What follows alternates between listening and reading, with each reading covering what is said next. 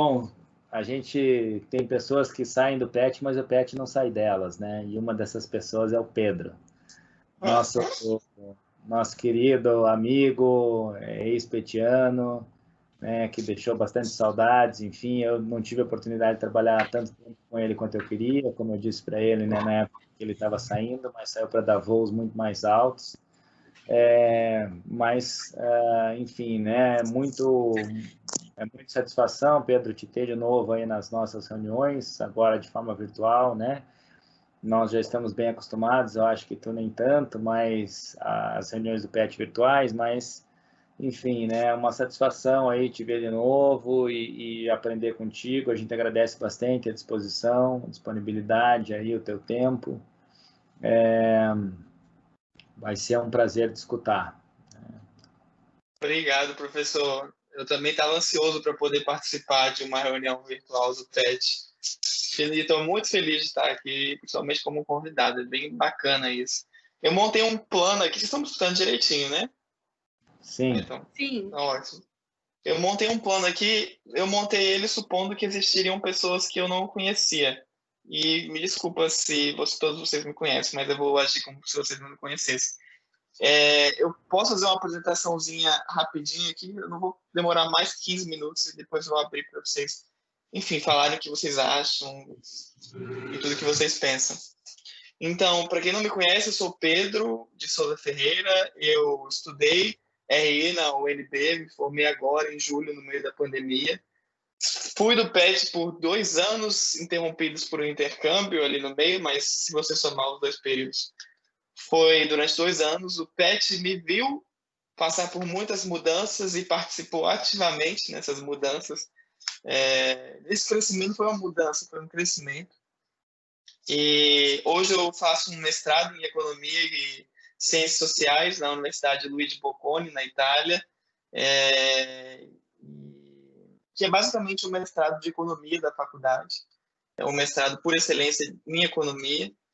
E o que eu achei muito legal de ter feito o RI é que nos meus últimos semestres eu percebi que, eu deveria ter feito outro curso, mas hoje eu percebo que o meu diploma ele me dá uma plataforma para atingir determinados espaços, determinados lugares que são muito bons e talvez até muito maiores e muito mais legais do que se eu tivesse feito economia, por exemplo. Talvez se eu tivesse feito economia, eu não estivesse fazendo esse mestrado hoje. Talvez eu não tivesse, enfim, a mentalidade que eu tenho hoje. E a gente consegue fazer muita coisa e consegue fazer essas coisas muito bem, assim. Então, esse sou eu. Agora eu vou começar a tratar um pouco do artigo, mas antes de tratar do artigo, eu preciso contar um pouco a história dele. Esse artigo, na verdade, ele era uma análise, um ensaio, que eu escrevi para a matéria de Economia Política Internacional 2. Então, foi mais ou menos em junho de 2019 que eu entreguei ele para o professor Alcides. Aí ele se amarrou muito no ensaio, gostou. Eu falei, vou tentar publicar em algum lugar aí para ver. Vamos ver se alguém aceita. E aí, no final, aceitaram e foi muito bacana. Mas a história desse ensaio começa muito antes dessa matéria de Economia Política Internacional. Lá no meu, acho que, 4º semestre de réu, eu tive uma matéria de Economia Política Internacional 1, e aí tinha uma matéria, nós lemos um texto que me marcou muito naquela época, que era um texto falando como Adam Smith e as ideologias liberais teriam sido instrumentos de controle sobre países subdesenvolvidos e que essas ideologias, por mais que se pretendessem técnicas, se pretendessem neutras, na verdade elas tinham muitas fundações ideológicas e essas fundações ideológicas serviam para a dominação de países desenvolvidos sobre países subdesenvolvidos. Assim, era uma perspectiva de que elas serviriam para perpetuar as desigualdades internacionais entre os estados. Só que, conforme o tempo foi passando, e eu tenho esse artigo até hoje na minha cabeça, ele me marcou bastante, eu fui percebendo que os argumentos que ele apresentava eram argumentos muito estranhos, assim, ele tinha um quê de petit comité, quem eram essas pessoas, quem eram esses países desenvolvidos, a quem interessava isso, quem eram esses atores, que pessoas são essas, quem estava por trás disso. Tudo aquilo era muito estranho. Só que, e aí tudo fez sentido quando eu me deparei com um discurso que, na verdade, é um artigo, mas, na verdade, é um discurso, da Anne Kruger, que, se eu não me engano, ela foi diretora de alguma parte do FMI. E a Anne Kruger, ela escreveu esse discurso que é The Willful Ignorance. Eu não estou lembrado aqui do título exato do discurso, estou com aqui o artigo aberto, mas é The Willful Ignorance, The Struggle to Convince the Free Trade Skeptics. Então é a ignorância voluntariosa, o desafio de convencer os céticos do livre comércio. E ela apresentava algumas coisas muito interessantes. O principal argumento dela era que por que, a despeito da teoria econômica tradicional já demonstrado que o livre comércio é vantajoso sobre diversas esferas, por que ele continua ainda uma ideia tão impopular? E aí a Anne Kruger ela analisa algumas coisas e chega à conclusão de que existem 3 grupos no mundo, assim, de forma geral, nesse embate sobre livre comércio ser bom ou ruim. O primeiro grupo é o das pessoas que têm medo. As pessoas, geralmente, elas têm medo do livre comércio porque a abertura comercial levaria à destruição das indústrias nacionais. Indústrias, assim, eu falo não indústria fábrica, mas indústria, assim, de setores. Sei lá, a agricultura seria uma indústria nessa interpretação. Mas levaria à destruição de indústrias para a competição internacional e aí isso destruiria o emprego das pessoas. Então, as pessoas acabam tendo medo de perder o emprego para a competitividade internacional. Só que a Anne Kruger fala, a teoria econômica ela já prevê que se você abre o seu país, se você tem uma política de liberalização comercial consistente, você acaba criando novos empregos em outras áreas que são mais eficientes, e esses empregos geralmente têm remuneração maior. E um grande exemplo disso, por exemplo, pode ser toda a política que a China teve nos últimos 20 anos de se debruçar sobre aqueles setores, aquelas indústrias em que ela tinha vantagem comparativa. Então, há 20 anos atrás, eram os produtos de baixa qualidade, de baixo valor agregado, roupa, enfim, tecnologias mais simples, e coisas que eram categorizadas como trabalho miserável há poucos anos atrás. E agora a China já consegue dar um outro salto, toda a estratégia baseada na especialização, na concepção de que livre comércio é uma coisa positiva para o desenvolvimento de um país. E aí tem esse grupo de pessoas que têm medo. O segundo grupo que a Anne Kruger destaca são as pessoas que têm interesses. E aí que teve uma chavinha virou na minha cabeça. Por que aquele artigo que eu li em EP1 teve que fazer todo um contorcionismo intelectual para provar que os defensores do livre mercado tinham interesses particulares por trás, e ele não foi capaz de perceber a coisa mais óbvia, que os defensores do protecionismo, quer dizer, os críticos do liberalismo comercial, muitas vezes são pessoas que têm interesses particulares muito envolvidos. Geralmente são donos de fábricas, donos de indústrias que não são tão eficientes e que não conseguiriam concorrer com os competidores internacionais. Eles sim têm muito mais interesse em criticar o livre comércio, em não ter uma situação de livre comércio, do que os países desenvolvidos têm em promover o livre comércio. Então existe esse segundo grupo, que são pessoas que têm um interesse, um vested interest, um interesse particular em defender, em pregar que o livre comércio é ruim. E o problema é que essas pessoas que têm interesses particulares, elas exploram justamente o medo daquele primeiro grupo, aquelas pessoas que têm medo de perder o emprego, têm medo de ficar para trás. E, por fim, o terceiro grupo é o grupo dos perdedores, que seriam... Os perdedores são muitos. O problema é que as perdas de cada um são muito pequenas. Os perdedores são todos os consumidores que acabam tendo que arcar com preços mais altos devido à tributação de bens importados. Os perdedores são todos os consumidores que passam a ter que deixar de comprar produtos para pagar imposto, que vai servir para financiar uma política de subsídio a uma indústria que não é tão eficiente e que, na verdade, é só para gerar dinheiro para uma indústria. É exatamente isso, gerar dinheiro para uma indústria que não é eficiente. Ou, se você quiser botar em outros termos, para um industrial, para um dono de fábrica, para um enfim, não é tão eficiente. E os perdedores também são aqueles que são donos de empresas, de indústrias, que participam de indústrias mais competitivas, mas que acabam perdendo recurso, que acabam perdendo mão de obra para todos esses outros setores que só existem porque existe proteção a eles. E esse artigo da Annie Kruger virou uma chavinha que aquele artigo de EP1 tinha colocado na minha cabeça.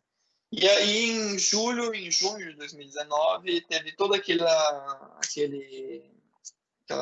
animação em torno da notícia de que o Brasil e o Mercosul e a União Europeia tinham assinado um acordo de livre comércio, aquele acordo que estava há 20 anos em negociação, grande vitória enfim, do governo, tudo mais, foi muito colocado dessa forma. E só que na mesma hora surgiram críticos tanto lá na Europa quanto aqui. E o primeiro grupo que tem interesse em criticar esse comércio, em criticar esse acordo, perdão, é justamente aquele segundo grupo da Annie Kruger. São aquelas pessoas que têm interesses particulares, são aqueles donos de unidades fabris que não vão conseguir competir, são aqueles agricultores franceses que são ineficientes, que desperdiçam recursos para produzir uma quantidade menor de produto. São todas as pessoas que saem perdendo e elas só conseguem se fazer ouvir porque os perdedores são muitos e têm perdas muito pequenas. Mas se você comparar as pequenas perdas de muitos com as grandes perdas de poucos, acaba que as perdas, o interesse dos consumidores, o interesse da maioria é muito maior. E no meio desse tudo, teve esse povo que defendeu que existiam interesses particulares. E no meio desse povo também tinha os grandes estrategistas brasileiros, o Celso Furtado, o Bressa Pereira. Eles também tinham que falar alguma coisa nesse sentido. Eles também tinham que falar que eles ainda não tinham acesso ao tratado, mas eles tinham medo de que talvez tivessem sido feitas concessões excessivas. E toda essa argumentação inspirada ou ecoando aquela ideia de que a proteção ou a industrialização são um caminho para o desenvolvimento. E todo esse argumento dos estrategistas é baseado numa retórica de que existem setores que devem ser protegidos para a segurança nacional. E eles argumentam eles argumentam que se deve fazer algo porque é estratégico. Inclusive, isso é uma coisa que eu detesto, assim. Quando você trata de política pública, quando você trata de decisões que envolvem custos financeiros e que geralmente, no caso de política pública, são impostos de pagadores, é dinheiro de pagador de imposto, é dinheiro que vem da população brasileira, é dinheiro que vem de empresas brasileiras, é um dinheiro que poderia estar sendo usado para investir, para aumentar a produção, é o dinheiro que poderia estar sendo usado para comprar um saco de arroz, que hoje está também uma fortuna, né? R$40, que eu ouvi falar, enfim. Todo esse dinheiro que está sendo desviado, ele acaba sendo gasto de forma... se defende que esse dinheiro seja gasto de forma estratégica e não se leva em consideração de que essas políticas ditas de estratégicas têm custos e, por isso, os benefícios dessas políticas têm que ser quantificados, os benefícios têm que ser balanceados. Você não pode simplesmente argumentar que tal decisão de política é eficiente porque é estratégica. Você tem que comprovar que isso vale a pena dado aqueles custos, e você consegue fazer isso quantificando. E aí você fala, Pedro, a gente tem que quantificar tudo. Quando se trata de dinheiro público, sim, eu acho que tem que ser quantificado, os benefícios têm que ser quantificados.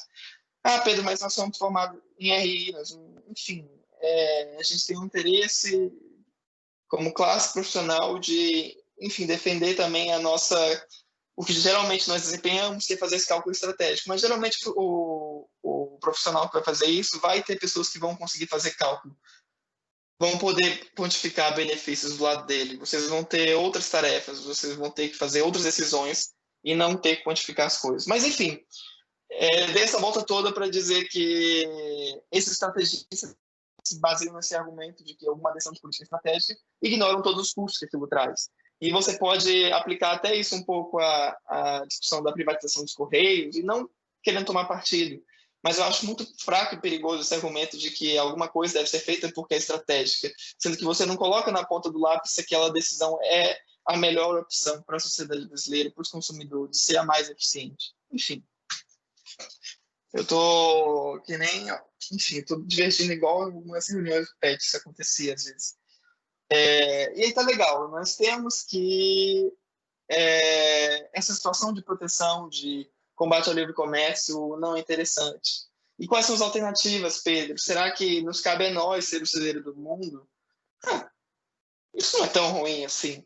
Tudo bem que existem todas aquelas questões ambientais, mas eu não estou aqui para defender a agricultura legal. Isso daí acho que é uma coisa indefensável, mas não é só isso, existem várias outras coisas que tipo assim, existem não só a produção de bens, existem serviços financeiros, existem tantas coisas em que a população brasileira pode se empregar que não fazer parafuso, que não fazer máquina, existem tantas outras coisas que a gente pode ser bem mais eficiente. Eu queria projetar aqui, mas eu percebi que eu não consigo projetar, ou eu consigo projetar. Você já consegue agora. Nossa, isso é sensacional. Obrigado, Daniel. Nada. O que eu vou mostrar aqui, existe uma área de economia que é a economia da complexidade. E ela não é economia da complexidade porque ela trata de coisas complexas. É economia da complexidade porque ela aplica a ciência da complexidade à economia. E, Pedro, o que é a ciência da complexidade? Eu estou até aqui com a aba da Wikipedia aqui aberta.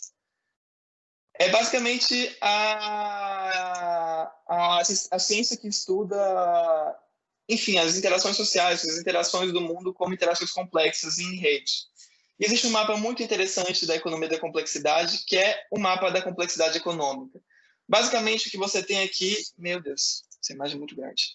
São várias indústrias que, de certa forma, se conectam umas às outras. Assim, não sei se vocês conseguem ver o meu mouse e o meu...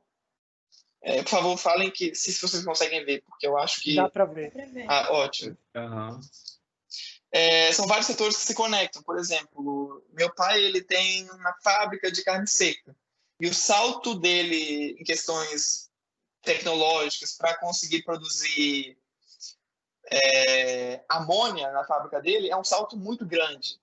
Mas o salto para produzir bacon é um salto muito pequeno. Ele só precisa adaptar as máquinas e ele consegue transformar a fábrica dele de carne seca em uma fábrica de carne seca e bacon.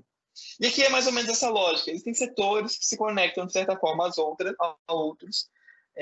Você tem aqui, se não me engano, isso aqui é petróleo e isso aqui é amônia. E aí a tecnologia que você tem para a produção dessas duas indústrias é muito parecida. E o salto tecnológico de uma ponta para outra é um salto muito pequeno, que exige muito pouco recurso. E aí você conseguiria, por exemplo, a partir desse ponto, conseguir facilmente expandir para as redes ao redor. Você consegue ver o mapa de complexidade econômica do Brasil. Eu cheguei aqui aberto. Então, aqui a gente tem petróleo. E aí você vê que ele se conecta diretamente com outro setor, que é a amônia. Você tem aqui mel, você tem aqui cacau, você tem aqui algodão e tudo mais. E aí, qual é o problema? Pedro, em que medida seu debate sobre o pensamento estratégico entra nisso tudo? Vamos supor que nós temos várias indústrias aqui. Nós, brasileiros, nós temos... Esse amarelinho é bens agrícolas. Nós somos ótimos produtores de bens agrícolas. E aí, o salto para a gente ir para cá é muito pequeno. Mas o que acontece se um tomador de política pública decide que... Uma coisa aqui, que eu sei o que é, isso aqui é partes eletrônicas. Um tomador de política decide que esse setor aqui é fundamental para o desenvolvimento do país. Esse setor aqui ele deve ser desenvolvido a todo custo, não importa quais são os custos. Esse setor é estratégico. E aí você perde todos os recursos que poderiam ser facilmente usados para expandir toda a economia e o sistema produtivo do país em direção a várias outras indústrias aqui, para desenvolver uma coisa que é totalmente isolada e que não tem nada a ver com o que a gente produz. Então, geralmente, esse mapa da complexidade, ele contrasta um pouco aquela mentalidade que existe nos cursos de geografia do ensino médio, que é de que existem bens primários, bens semi-manufaturados e bens manufaturados. Porque, na verdade, todos os setores primários, o setor primário pode se conectar muito com o setor industrializado, manufaturado, enfim. As coisas são muito mais difíceis, são muito mais complexas do que a gente imagina. E aí, tá legal, Pedro, e quais são as alternativas? As alternativas são nós desenvolvemos isso daqui. As alternativas somos nós desenvolvemos um setor de serviços que muitas vezes não é a primeira coisa que vem à nossa cabeça. Um setor de turismo, um setor de consultoria. Agora acho que vocês estão me vendo. Eu parei de compartilhar. E eu falei um pouquinho do artigo, mas a grande mensagem, aí eu vou para a minha conclusão, desculpa se eu acho que eu tomei tempo demais, eu queria tomar 15, acabei tomando 25, eu acho. A grande conclusão a mensagem que eu queria passar com esse artigo e assim, nessa apresentação para vocês, é que a produção de ciência ela tem que estar muito preocupada com esse cálculo de custos-benefícios, ela tem que estar muito preocupada especialmente a universidade pública, né? A gente é financiado por dinheiro da sociedade brasileira e esse dinheiro ele poderia estar sendo utilizado para o consumo privado de várias formas e de várias famílias, mas ele, ao invés disso, ele serve para financiar a nossa pesquisa, o nosso estudo. E por isso que eu acho que a ciência ela tem que ser menos comprometida com uma masturbação intelectual e mais comprometida com prática, mais comprometida com a entrega de resultados, com fatos que, de fato, enfim, serão eficientes e vão promover um maior aproveitamento dos recursos e um menor desperdício de recursos também. E tudo isso se conecta com o meu artigo de que o livre comércio ele é bom porque ele é eficiente, porque ele promove uma melhor alocação de recursos, porque ele gera emprego, porque ele aumenta a renda.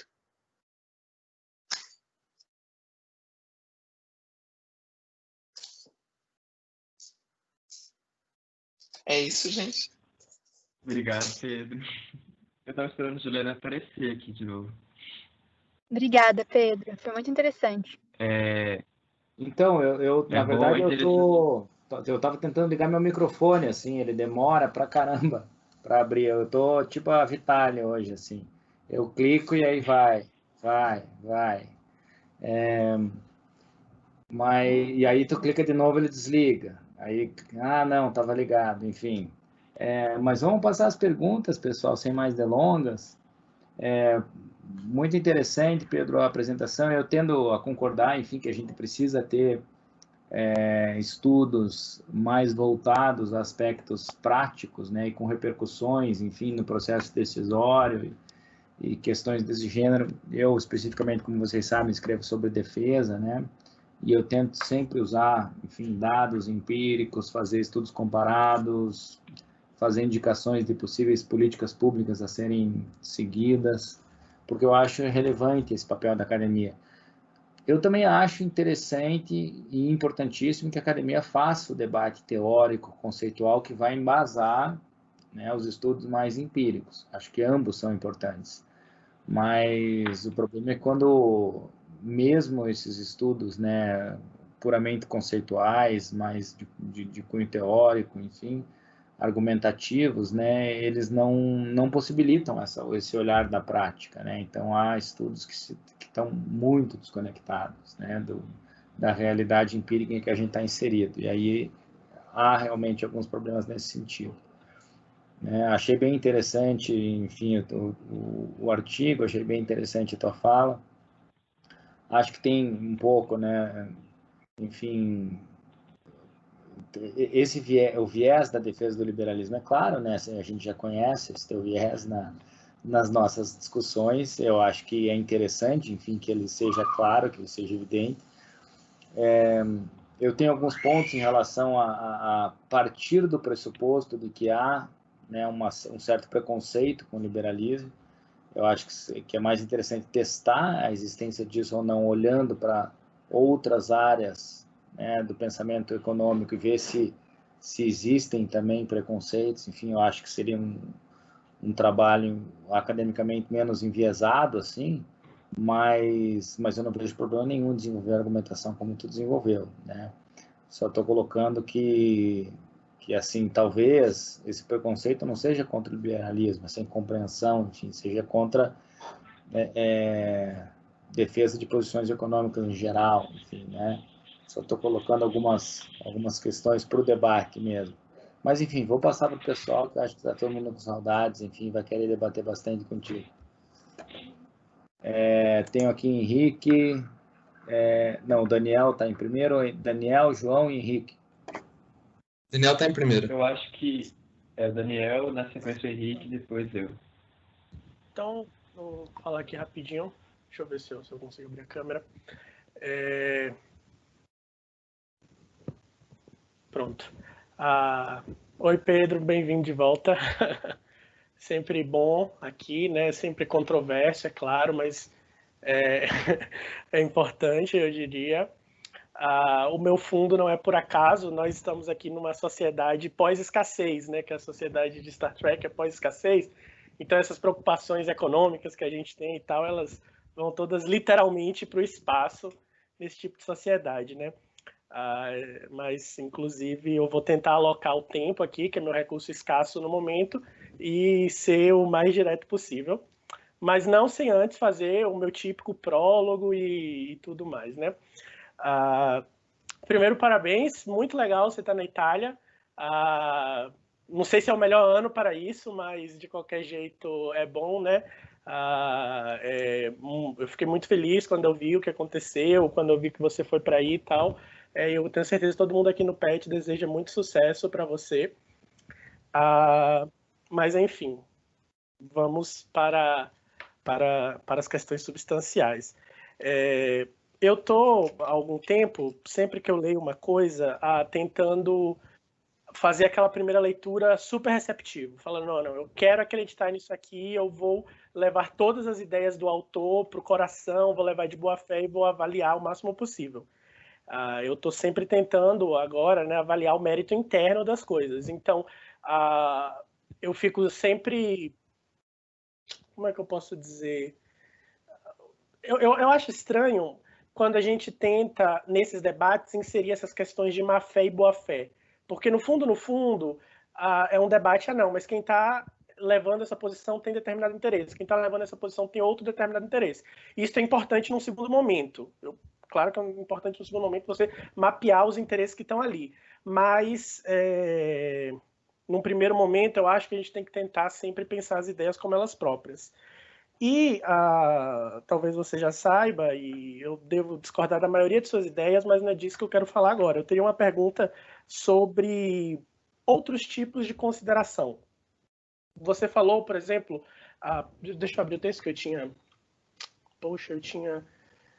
esse negócio do Teams, ele enche o computador, ele enche a memória RAM do computador e você fica tudo travado.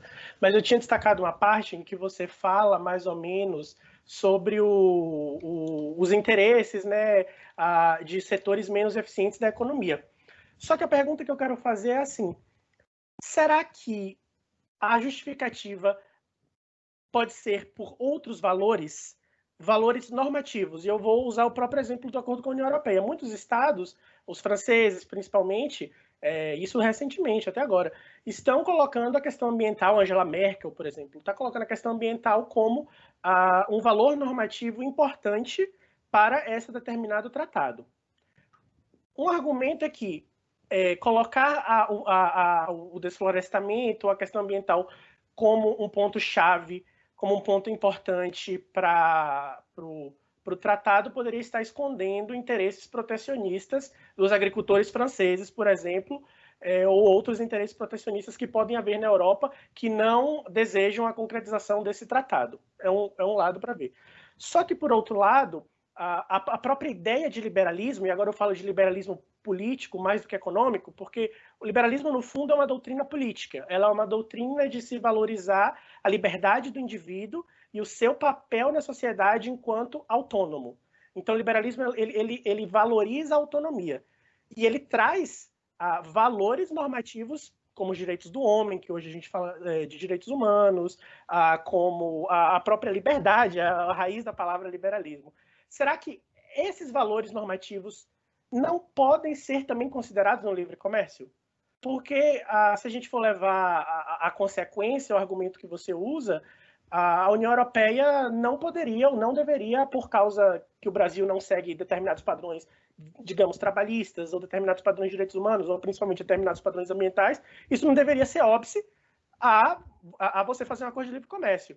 Mas qual é o papel desses valores? Eles são importantes, eles devem estar nas negociações, e se sim, em qual grau? Então, é mais ou menos isso. Obrigado, de qualquer jeito. Agora Eu matar, respondo? né? Como é que funciona? Vai a bateria Se de você perguntas. quiser responder, manda ver. Quer dizer, eu não sei o que os outros acham. Desculpa, fui muito Na verdade, a gente tem o João, o Henrique e o Celso aqui na ordem. Vamos pegar mais a do João, então, e depois tu responde, pode ser, Pedro? Pode ser, professor. Valeu.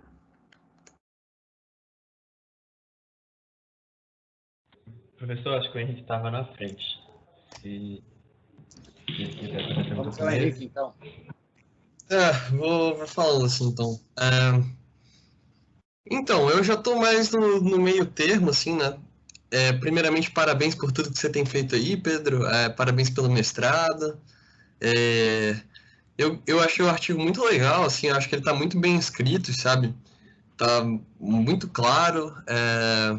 Se todos os artigos acadêmicos fossem escritos com essa clareza, eu acho que fazer uma graduação seria muito mais fácil, assim. Mas eu acho que eu tô mais no meio termo, assim, com relação ao Daniel, sabe? Eu concordo com muitas das coisas que você expôs. Uma coisa muito interessante que eu acho que um aspecto muito interessante do seu texto, assim, é aquela crítica àquele modelo nacional desenvolvimentista de desenvolvimento baseado na industrialização, sabe? Eu vejo que aqui no Brasil, muitas pessoas enxergam que o Brasil só pode se desenvolver, sair dessa condição de país dependente, né, que eles argumentam, se industrializando, sabe? Eu acho que essa é uma visão que está muito associada ainda àquele estruturalismo latino-americano, sei lá, da década de 40, 30, assim, que já está, de certa forma, ultrapassado, sabe? Eu acho que tem vários outros modelos de desenvolvimento que a gente pode adotar realmente, que fogem da industrialização e podem combinar outros aspectos, como preservação ambiental, de forma muito mais eficiente, sabe? Eu acho que esse foi um aspecto muito interessante do texto que eu gostei de você ter ressaltado. Outro elemento é que eu realmente enxergo aquela questão dos interesses em grupos que defendem o protecionismo aqui no Brasil. Por exemplo, tem a indústria automotiva aqui no Brasil, faz um lobby muito forte para que se mantenha as proteções aqui dentro. E o argumento deles é de que eles são uma indústria nascente, só que eles estão aqui desde os anos 50, sabe? Então, é uma indústria não nascente, é uma indústria idosa, de certa forma, né?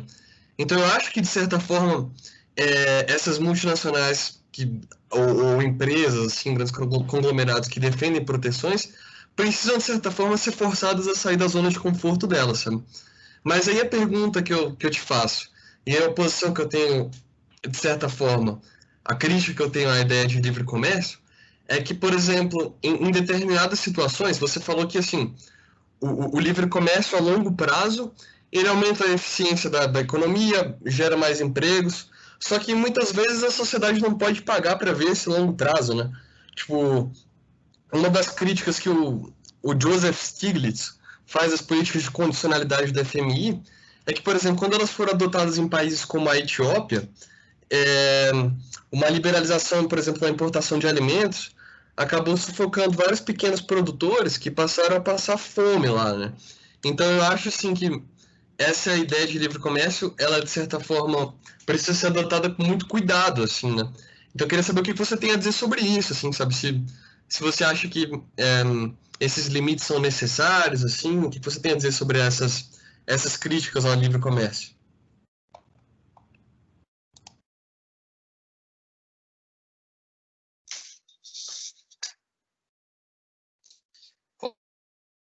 Posso começar? Vou fazer a sugestão de a gente fazer o bloco de 2 perguntas, então. Aí o Pedro responde essas 2 e depois pergunta junto com o Celso. Deixa eu responder primeiro do Daniel. Daniel, você levantou como existem razões,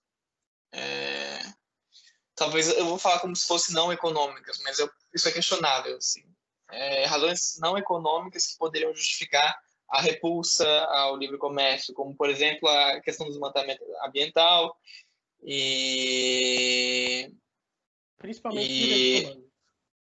Sim. Sobre o desmatamento ambiental, e talvez me responda se eu também não estiver respondendo essa pergunta, me avise.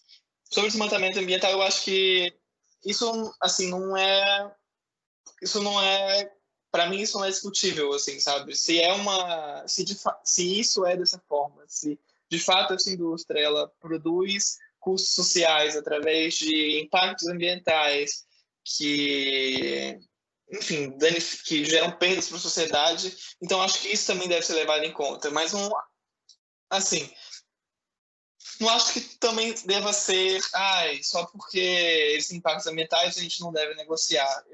Eu acredito que esses impactos ambientais eles devem ser calculados, eles podem ser calculados, porque existem custos sociais, existem toda uma literatura de externalidades que pode explorar isso, que pode tratar disso, mas no final das contas eu acho que o resultado vai ser o mesmo, assim, vai ser de que não vale a pena e que a gente deve voltar atrás. Então, agora sobre... Desculpa. Claro. Eu sei que você tinha... Não, é porque você também tinha levantado a questão das questões éticas do trabalho e tudo mais, e isso que você fala toca muito uma pergunta que você tem, que é os questionamentos, que é o questionamento do trabalho miserável, assim. Porque você tem países que são um pouco mais abertos, aí você vê aquela salvadorenha que recebe menos de $1 por dia para produzir uma peça de roupa que no final custa $24, assim. E o que a teoria econômica fala, assim? Se aquela salvadorinha ela tá ali é porque provavelmente o que ela produz ali remunera mais ela do que a atividade que ela fazia antes. Aí você fala, Pedro, mas é $1, olha como isso é pouco, como isso é miserável. E aí você tem toda uma distorção de câmbio que também deve ser considerada. Assim. Se você falar para um europeu que o salário mínimo no Brasil é menos de 180 euros, eles vão ficar transtornados. Eles vão achar que o Brasil é um país miserável, e é um pouco, né? Mas eles vão achar que esse salário mínimo ele é o cúmulo da miséria. Assim. É um exército de moradores de rua, um exército de pessoas que vivem uma vida extremamente precária, um pouco mais precária do que a vida do brasileiro médio realmente é. Quando, na verdade, não. Assim, existem níveis de preço que são diferentes e que mudam de país para país. $1 na Europa não compra o que $1 compra no Brasil, que certamente não compra aquilo que se compra. E eu acabo achando que esse argumento de trabalho miserável é muito mais assim, emotivo, tem um apelo muito mais emotivo do que um apelo real. Eu só ia... Desculpa, que é só um corolário da minha pergunta que eu esqueci de falar na hora, porque isso também tem a ver com o level playing field, né? Porque se eu tenho uma remuneração, ou se eu tenho, por exemplo, na Europa, muitos padrões de trabalho, muitos padrões de direitos humanos, muitos padrões ambientais que me impõem um custo muito alto, e eu não tenho eles na América do Sul, por exemplo, isso vai totalmente mudar esse playing field, né? Desnivelar esse jogo. Então, inclusive, isso é uma questão nas negociações do Brexit. Porque se o Brexit, se o Reino Unido quisesse continuar na trade zone da União Europeia, ele teria que adotar os padrões de qualidade, os padrões de trabalho e os padrões ambientais europeus. E ele não quer fazer isso. Então, como é que a gente pode ter livre comércio entre estados que não tem esse level, eu não lembro o termo, mas é como se fosse esse nivelamento, né? Da competição.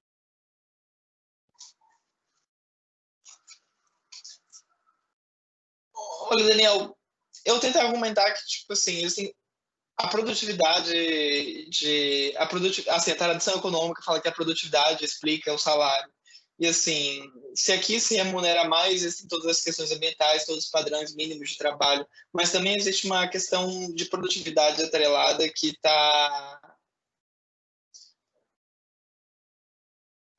tipo assim,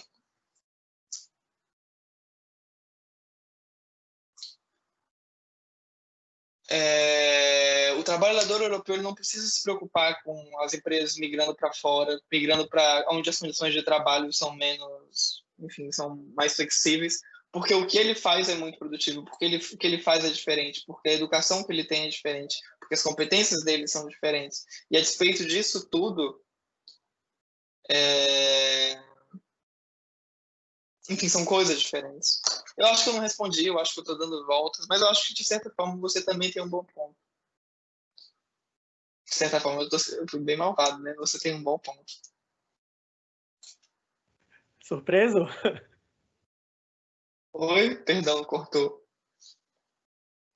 Surpreso? Agora eu vou passar para o Henrique. Daniel, se tiver... Obrigado, Henrique, pelo que você falou. Muito legal isso. Fico muito lisonjeado. Mas você levantou como no curto prazo essas políticas de liberalização comercial podem trazer vários custos, assim. E é muito interessante porque se você pega os livros textos, você tem lá o modelo de Heckscher-Ohlin, se não me engano é Samuelson, porque existe o modelo de Heckscher-Ohlin, existe a extensão que o Samuelson agregou. E basicamente o que esse modelo fala é que o livre comércio ele vai beneficiar setores que são mais eficientes em detrimento de setores que são menos eficientes. E que, de fato, vão ter pessoas que vão sair perdendo. De fato, os produtores de máquina do Brasil, enfim, de qualquer setor que seja ineficiente no Brasil, eles vão sair perdendo. Essas pessoas elas vão continuar existindo, elas vão passar a ganhar menos. Mas, no total, os consumidores, os produtores eficientes, eles vão compensar. Então, existe uma população pequena que está perdendo e existe o resto da população que está ganhando. E como é que você lida com isso? Você lida com um Estado que tenta apaziguar essa desigualdade de curto prazo. Um Estado que tem que se responsabilizar em transferir renda, um Estado que tem que se responsabilizar em fazer com que esse tipo de transição seja o menos danosa possível. Não sei se faz sentido. Eu acho que sim, só que, assim, por exemplo, em determinados casos a gente está lidando com estados que não têm condições de prover esse tipo de assistencialismo, né? Então eu acho que... Não sei, sabe? Eu acho que não é uma coisa assim absoluta, sabe? Tudo bem que eu não sou nenhum especialista em teoria econômica e ainda tem muito a ler sobre isso, mas, a meu ver, assim, eu acho que a gente não pode fazer assertivas absolutas com relação a esse tipo de coisa, né? Eu acho que, realmente, é um clichê, mas cada caso é um caso, né?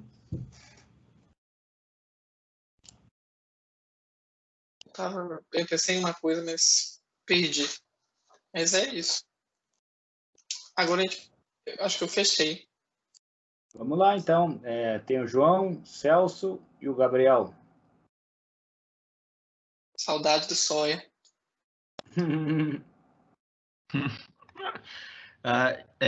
Eu também tô com um pouco de Pedro, saudade, assim, mas é só um pouco. tô ansioso para ver como é essa pergunta do Sawyer. Assim, parabéns pelo artigo e é bem bacana saber que ele foi fruto de um ensaio que, de certa forma, motiva a gente a escrever os trabalhos da faculdade. E também obrigado por topar vir aqui no PET, assim, é sempre legal o contraditório, né? Você, como assim, você é bem polêmico com as suas ideias. E é interessante, uma coisa que me chamou bastante atenção no artigo que você levantou sobre a questão do lobby, porque foi algo que a gente trabalhou bastante, assim, nas últimas 2, 3 semanas aqui no PET, em relação ao comércio exterior, sobre como os agentes privados, eles se articulam para interferir na política comercial. Mas, curiosamente, a gente acabou focando, eu não sei se foi uma culpa nossa ou se é realmente coisa da realidade, a gente acabou focando mais nos produtores agrícolas, né, os grandes produtores agrícolas brasileiros, que eles têm uma grande influência na política comercial. Inclusive, a gente analisou muito os contenciosos da OMC, etc., como é que esses produtores se articularam. Não acho que você necessariamente precisa comentar sobre isso, porque não é minha pergunta, mas eu só quis falar. A minha pergunta é mais sobre que eu estava lembrando muito de app, né? E aí, quando eu li o seu ensaio, eu lembrei sobre a deterioração dos termos de troca. E não é algo que você explora muito no ensaio sobre essas, como o Henrique disse, né? Assim, diferente do Henrique, eu acho que não está de todo ultrapassado já essas ideias cepalinas, até porque elas foram readaptadas em teorias mais contemporâneas, né? Tipo teoria da dependência, que inclusive surgiu aqui dentro do IREL. Enfim, eu acho que assim, a deterioração dos termos de troca ele é um ponto de, não necessariamente tipo de refutação, assim, mas assim, um ponto de oposição bem contundente essa questão de alocação mais eficiente dos recursos, etc., porque ela observa que a produção de alguns bens, quando você tem variação da renda, ela beneficia mais uns do que outros, né? E aí, em relação aos produtos industrializados, aí tem toda aquela coisa de elasticidade de renda da demanda, essas coisas assim, que você vai saber falar muito melhor do que eu. Mas, enfim, como é que você encara essa questão especificamente da deterioração dos termos de troca? Então, se o Celso quiser emendar minha pergunta antes de você responder. Claro. O Celso só, que já fecha, assim. Eu acho que eu vou emendar, enfim. São duas questões, principalmente, que eu quero perguntar. A primeira está muito relacionada, tipo, à dinamicidade, e quando a gente fala de política pública, a gente fala de tijolo por tijolo, então é uma política construída através dos anos e tal. E, enfim, a dinamicidade do mercado de trabalho, quando você coloca ele nas mãos de grandes empresas, enfim, que tem uma pegada liberal. E o que eu quero colocar como ponto central é, por exemplo, a Sony, nessa semana ela anunciou que ela está saindo do Brasil, enfim, não vai ter mais empregos. A Embraer demitiu acho que foram mais de 10 mil. Já está até repetindo o nome da empresa. Demitiu mais de 10 mil funcionários, acho. Demitiu uma grande parcela. E, enfim, não necessariamente a oferta de emprego, por exemplo, vai acompanhar, e quando eu digo a oferta de emprego pelo mercado privado, ela vai acompanhar a construção de políticas públicas para você ter oferta de emprego, sabe? Eu estou querendo pegar nesses dois pontos. E esse é um ponto, sabe? Como que você preserva o emprego com esse mercado fluido que você tanto comentou. Esse mercado fluido de emprego. E a outra pergunta é como que te inspirou a questão dos textos de visão, enfim, obviamente, visão marxista de Epinho.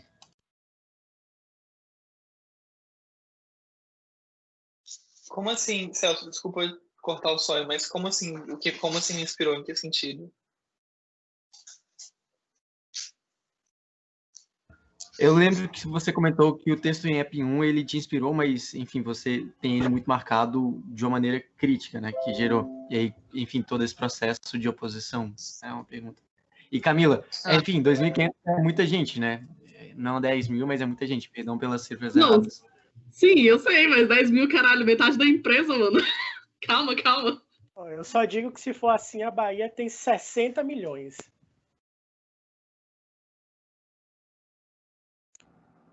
$60 milhões de quórum. Primeira pergunta, então. Primeiro, parabéns. Eu gostei do texto, assim, achei muito bem escrito, assim. Eu fico feliz de ver onde você tá, né? Porque a gente entrou no PET, assim, eu já tava lá, mas assim, embora a gente teve diversos debates aí acalorados e um pouco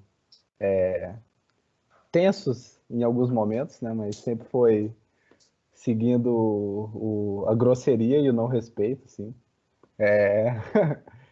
Sobre o texto, assim, a minha pergunta é, na conclusão você fala que, tipo, os nacionais desenvolvimentistas, eles veem com maus olhos a produção intensiva de commodities, como algo que não pode acarretar um desenvolvimento, e focam muito na indústria, no desenvolvimento industrial, né, que é aquela pegada muito antiga, né. E você cita o exemplo da Nova Zelândia e da Austrália, né. Só que quando você pega isso para o contexto brasileiro, eu queria saber assim, a sua opinião, assim, por exemplo, em locais de fronteira agrícola no Brasil, existem muitos trabalhos na literatura que falam que, embora se tenha um avanço produtivo, e são regiões assim com muita riqueza. Essa riqueza geralmente não é distribuída e não contribui para o desenvolvimento regional, né? Fica na mão de poucas pessoas, né? E uma das definições do extrativismo agrário é que é um setor que ele causa grandes danos ambientais e não contribui para o desenvolvimento rural inclusivo, assim. Se você pegar essas regiões e se não se produz de forma inclusiva nessas regiões, como uma abertura comercial, assim, em termos macros do país, poderia impulsionar um desenvolvimento mais inclusivo, assim, e o que a Nova Zelândia e a Austrália fazem de diferente do Brasil nesse sentido? Quais são os passos que eles fizeram que a gente não está fazendo, assim? O que você acha que muda? Era isso. Mas eu vou passar pelas perguntas, então vou começar pela do Matar. Matar se levantou onde entra a deterioração dos termos de troca nisso tudo. E eu lembro de... Mas assim, isso eu posso estar tirando do sovaco, mas eu lembro que acho que foi uma das aulas com o Fidel, de alguma coisa assim, ou em próprio app, talvez app não, mas ou foi com o Fidel ou foi com uma matéria do Departamento de Economia, que o professor explicou que de fato existe uma deterioração dos bens, dos preços de produtos primários em relação a produtos manufaturados até mais ou menos a década de 60. Mas justamente quando o Prebisch publicou todas aquelas teorias sobre deterioração dos termos de troca, que essa tendência se inverteu. E aí acabou que todo aquele argumento que ele tinha apresentado meio que se perdeu. E aí qual é a resposta que eu dou para isso? A resposta que eu dou é que, bem, commodities elas têm um preço que é estabelecido pelo equilíbrio de mercado. Assim, você tem demanda, oferta e escassez, e esses instrumentos de mercado vão determinar o preço da commodity. Muito mais do que uma evolução natural da desvalorização, não sei o que lá, elas vão se estabelecer por equilíbrio de mercado. Já alguns bens manufaturados, especialmente bens de consumo final, eles têm um ciclo de vida. Então você tem, por exemplo, indústrias que surgiram e desapareceram, que os países tiveram que correr atrás desse... Enfim, eu estou falando dos países, né? Mas as indústrias, as firmas, elas tiveram que se atualizar e migrar, e algumas perderam nesse processo de vida, ascensão e morte de empresas. Então eu não sei se vale a pena, assim, não sei se... Mas o que eu também estou falando aqui não é que agora o Brasil vai ser o grande produtor de commodities, o celeiro do mundo. O que eu estou falando também, isso não é tão ruim assim. Mas existem tantas outras indústrias em que a gente também poderia se desenvolver, que não fosse só parafuso e máquina. Existem tantas outras coisas que a gente poderia desenvolver tão bem, especialmente em serviço. Não sei se eu respondi a sua pergunta. Você quer fazer algum comentário? Eu acho que pode dar seguimento, dado o horário. Desculpa, gente. Agora sobre a pergunta do Celso. Primeiro, Celso, o que eu achei muito engraçado é que você colocou como se as grandes empresas fossem os grandes patrocinadores do livre comércio. Mas o que eu quero falar é que às vezes elas não são. Às vezes elas são justamente aquelas que defendem o protecionismo. Assim. Isso é importante lembrar. Agora, sobre a necessidade do mercado de trabalho, né? Você falou sobre...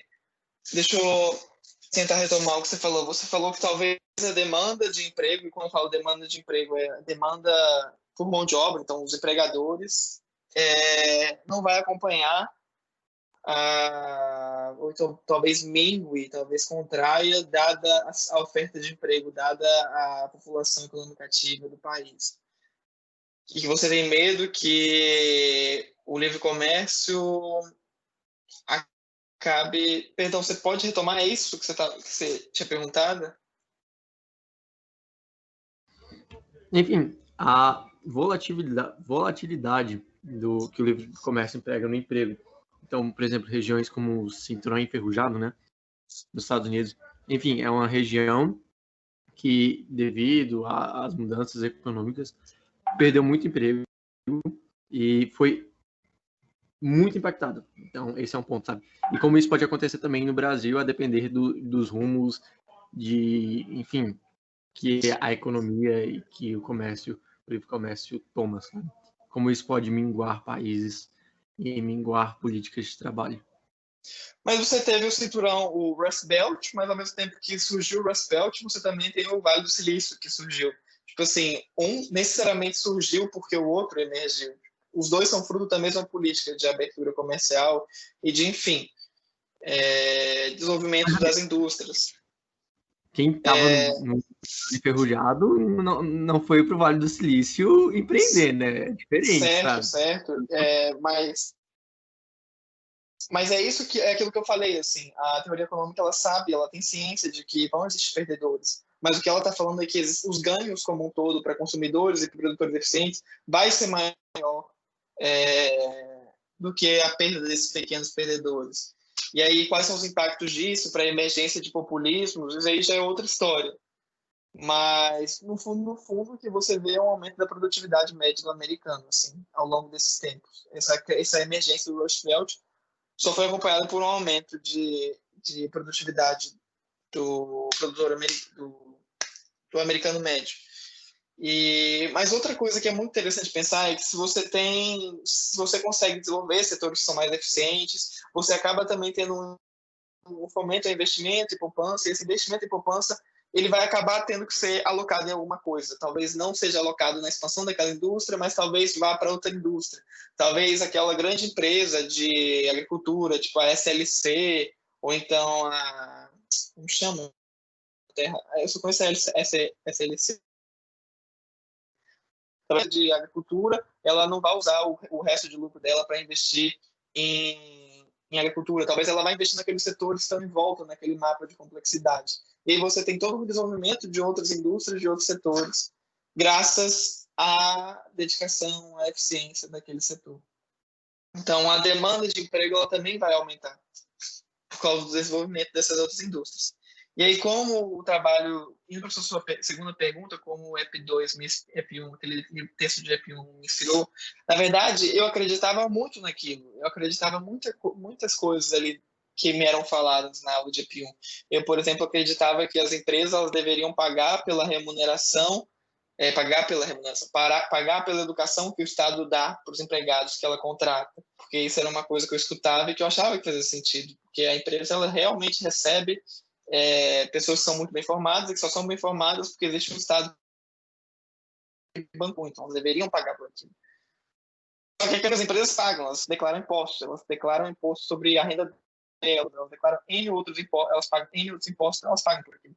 Enfim, EP1 para mim foi uma grande viagem, assim, mas foi muito importante para chegar onde eu estou agora. E eu tinha noção de alguns problemas e às vezes não, mas ao longo do tempo eu fui me deparando com essas coisas que me fizeram um pouco mais crítico a tudo aquilo que eu tinha visto. Não sei se eu respondi todas as suas perguntas, Celso. Fale, por favor. Tem o Henrique ainda com a mão levantada. Não, se mais alguém quiser falar, eu... Não, tem o Céu, eu também tenho que responder o Sawyer, porque ele falou que... Eu achei muito legal que aquelas coisas que você falou, Sawyer, e de fato, eu fiquei muito satisfeito quando eu descobri que eu estava nos seus melhores amigos do Instagram. Eu falei, somos amigos de verdade agora. E aí você falou como de fato existe um avanço produtivo, mas que esse avanço produtivo ele não geralmente necessariamente produz coisas boas para as pessoas que estão ao redor. E, geralmente ele vem acompanhado de, enfim, destruição, danos ambientais e marginalização daquelas pessoas. E eu não estou aqui muito para defender isso, eu estou para defender que a gente tem pessoas no Brasil e a gente tem que alocar elas da melhor forma possível. Nós temos recursos e a gente tem que alocar da forma que faça com que a gente produza a maior quantidade possível. Só que isso pode ter problemas. E aí eu acho que é onde entra a política pública. Eu não sei como acontecem as coisas na Austrália e na Nova Zelândia. Eu só usei aquilo para ilustrar como a industrialização ela não necessariamente é uma condição para o desenvolvimento. São só exemplos ilustrativos. Mas o que eu imagino é que lá nesses países eles tenham políticas voltadas para justamente amenizar essas desigualdades que surgem. E não necessariamente aquela pessoa que tinha uma pequena terra ali, ela vai ter que voltar a capinar. Tipo assim, aquela pessoa não está condenada a fazer aquilo para sempre. Talvez ela tenha várias outras capacidades e tenha várias outras possibilidades além daquilo. Talvez ela seja uma ótima bancária, uma ótima operadora de serviços, enfim, existem várias outras possibilidades que essa pessoa pode fazer. Assim, se ela... Mas outras questões também, o vínculo com a terra, eu entendo também. Enfim, também estou numa contradição. Mas acho que esse é o comentário que eu tinha para fazer. Vou fazer então uma pergunta rápida. Assim, Pedro, outra pergunta que eu faço é se você acha que nessa discussão toda o papel da educação é subestimado. Porque eu enxergo, assim, vários modelos de desenvolvimento adotados por diferentes países sendo discutidos e sendo considerados como possíveis possibilidades em outros países, mas dificilmente eu vejo as pessoas falando em educação, porque muitas vezes ela é o fator que está por trás disso tudo.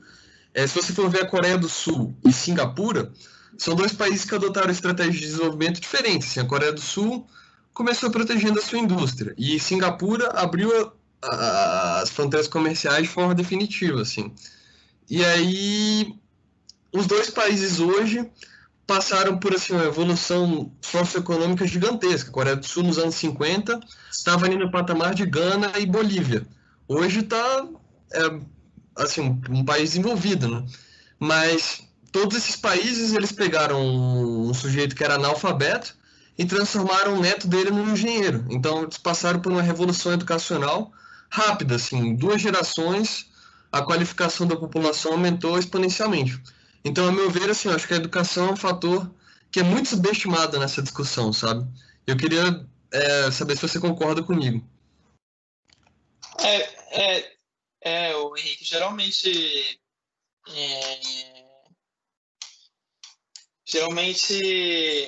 nessas discussões sobre desenvolvimento entra muita questão de poupança. Aí você pega um modelo de solo e você vê como poupança é fundamental para o desenvolvimento. Mas eu estou viajando aqui. Geralmente quando você discute isso, o papel entra muito na poupança. Mas eu tendo a discordar de que a educação é deixada de lado. Eu acho que é um pouco de consenso de que a educação, a formação de capital humano, elas são, assim, estratégias eficientes e importantes para o desenvolvimento. Mas acho que isso é meio que um consenso, assim. Eu acho que todo mundo acredita ou pensa isso de uma forma ou outra, em maior ou menor grau. Mas eu acho que o grande desafio é tentar abrir a caixinha da educação, assim. Você vê que, geralmente, maiores gastos com a educação não são necessariamente acompanhados por melhores desempenhos. Por que isso acontece? E aí você abre toda uma caixinha que aí você pode colocar pedagogos, psicólogos e economistas para avaliar isso. Eu fui numa apresentação de um economista aí em Brasília, que ele tratava sobre educação e economia, ou economia da educação. Nem sei se isso é um campo, de fato. Mas ele trabalhava com educação. E ele, tipo assim, apresentou como, tipo assim, estratégias de lidar com professores, de recompensas, de não sei o que lá, de quais instrumentos pedagógicos funcionavam mais em sala de aula e quais eram acompanhados de maior desenvolvimento e quais não eram, e quais eram os custos disso. Ele fazia todo esse cálculo para avaliar qual era uma estratégia para se promover uma educação mais eficiente, que promova mais desenvolvimento. Mas é isso, assim, eu acho que educação mais ou menos é um consenso, assim, capital humano tá lá naquela função de produção do modelo, capital humano é importante. Só que como é que a gente vai abrir essa caixinha da educação? Qual é a melhor forma de se educar? Necessariamente é com mais dinheiro? Às vezes mas sem um limite. É que assim, o meu ponto era só que às vezes eu vejo as pessoas falando, esse país se desenvolveu porque ele fez isso, porque ele abriu as barreiras comerciais.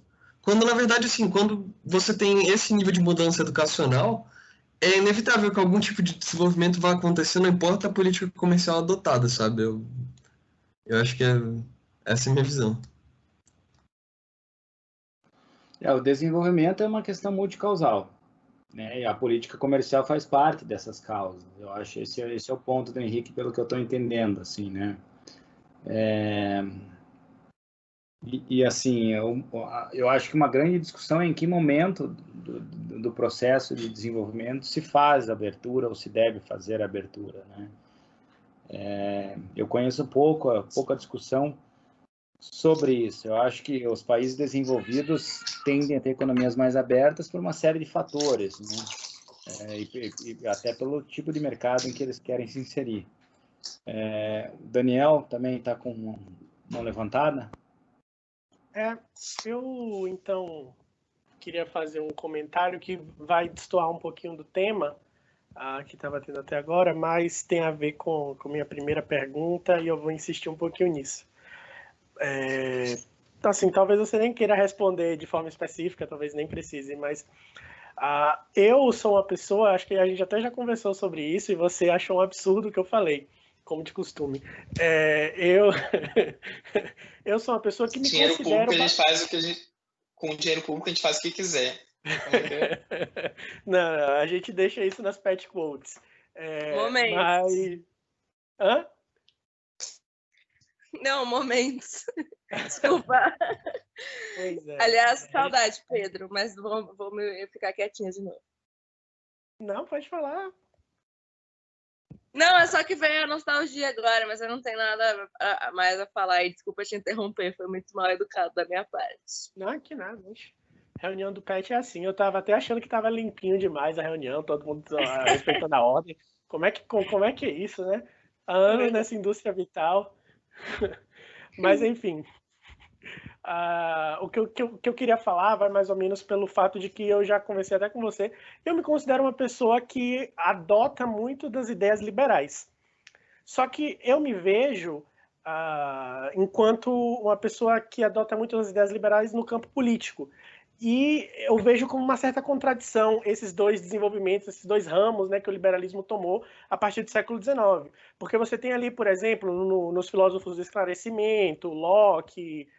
Até Rousseau, você pode dizer que ele tem... Não, Rousseau vai mais para o lado socialista, mas você pensar em Locke, por exemplo, em Kant, em todos esses filósofos, eles vão desenvolver uma noção do que é o indivíduo e de qual a relação o indivíduo deve ter com o poder, ou qual a relação o indivíduo deve ter com a sociedade. E eu vejo isso como a base do pensamento liberal, muito mais importante do que Smith, por exemplo, que vai vir só depois e que vai pensar muito mais nessa questão de produção. Então, a pergunta que eu coloco aqui para você é: como é que você vê a relação entre o liberalismo econômico, que vai enfatizar bastante as liberdades de produção, a liberdade do proprietário, né? A pessoa que que no momento anterior se reconheceu como cidadão, agora vai se reconhecer como proprietário. E o liberalismo econômico vai focar bastante nas liberdades deste sujeito cidadão proprietário. Como é que fala? É um complexo dessas identidades que a pessoa, e principalmente o burguês, vai ganhar ali a partir do século XVIII e XIX.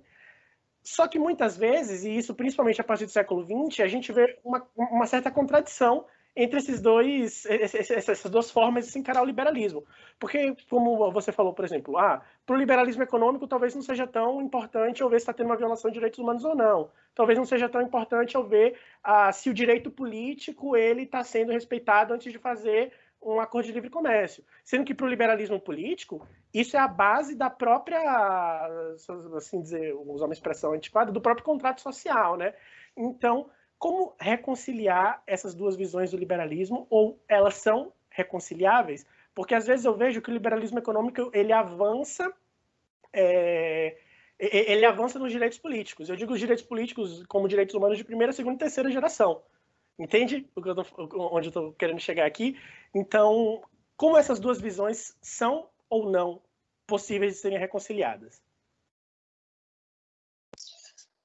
Daniel, eu enxergo muito o liberalismo como, enfim, corrente de pensamento transdisciplinar, como uma corrente muito preocupada com o bem-estar e com, enfim, encontrar formas... Como é que fala? Tem aquela história de teoria dos jogos, assim, de você fazer com que o equilíbrio naturalmente ande para que o comportamento das pessoas naturalmente ande para um comportamento onde se gera mais bem-estar e mais felicidade e mais retorno. E aí eu acho que é nesse ponto que o liberalismo político e o liberalismo econômico se encontram, porque toda preocupação que eu tenho aqui é uma preocupação é uma preocupação baseada na renda, uma preocupação baseada na eficiência, e que no fundo está preocupado com o bem-estar de pessoas, assim. E eu também, talvez, não toque necessariamente o que você falou, mas acho que é importante destacar que o que eu falo de livre comércio não necessariamente significa livre mercado, são coisas diferentes, assim, e às vezes geralmente são confundidas. Mas é isso, eu não respondi essa pergunta e não sei se ela tem resposta. A resposta dela é a própria, por assim dizer, a própria ação humana, né? Ela é respondida na medida em que a gente pergunta sobre ela.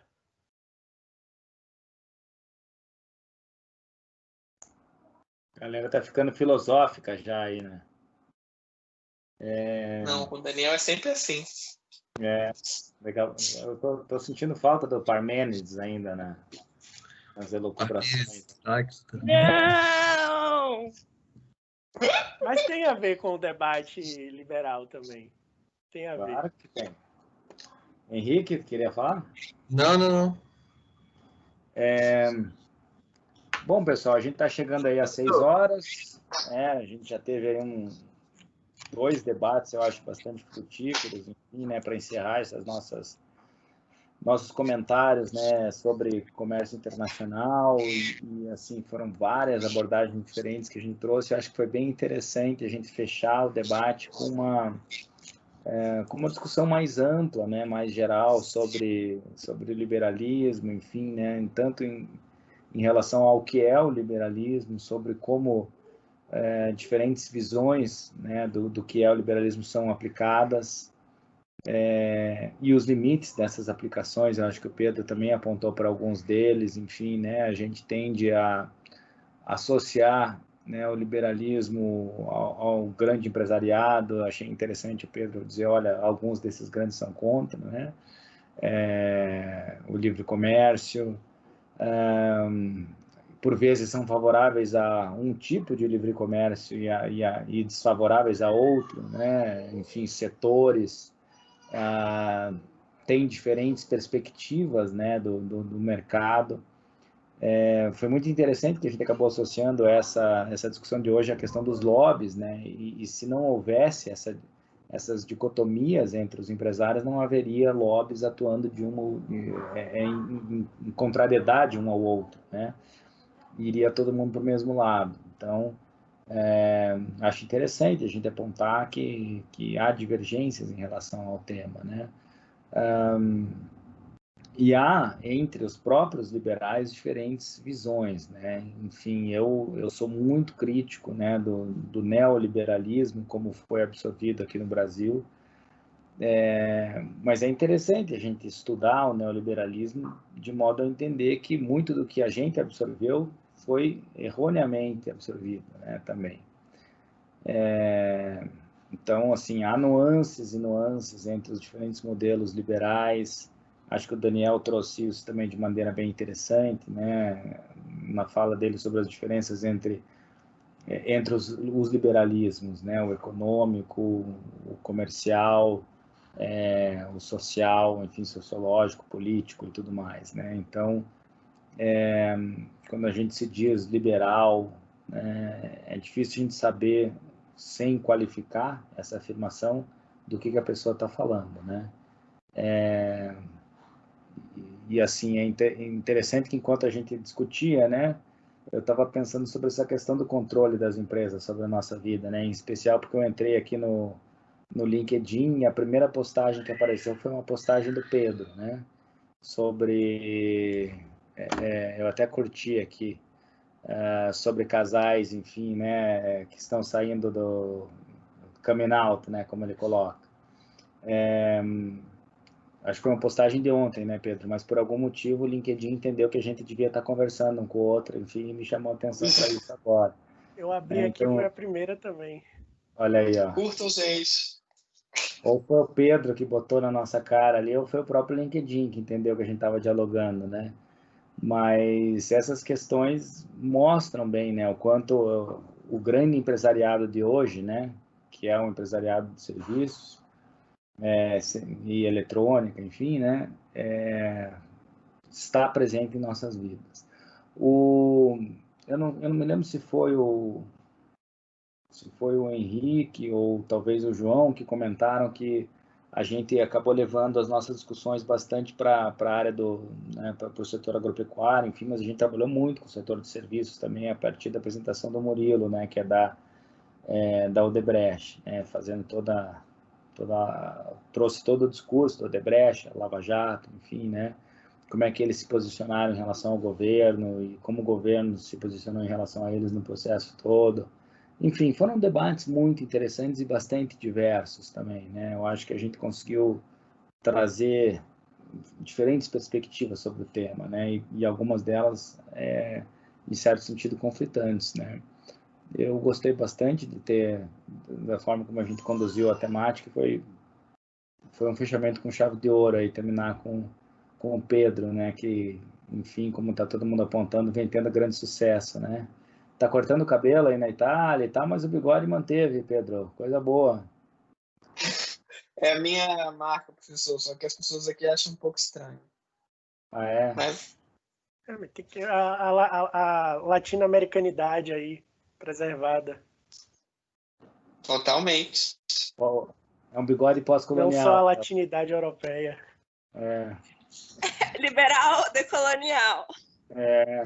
Clássico.